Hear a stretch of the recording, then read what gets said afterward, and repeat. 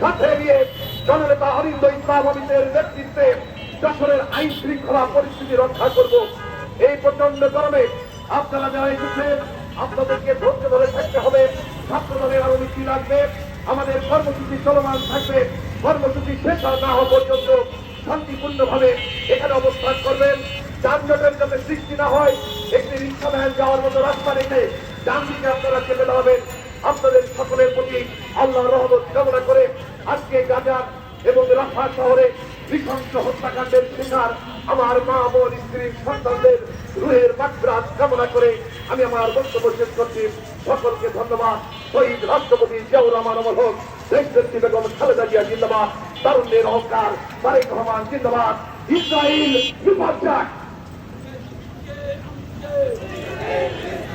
আমাদের মাঝে উপস্থিত আছেন যশোর জেলা বিএনপির বিপ্লবী সাংগঠনিক সম্পাদক ইঞ্জিনিয়ার রবিউল ইসলাম, সদর উপজেলা বিএনপির সাংগঠনিক সম্পাদক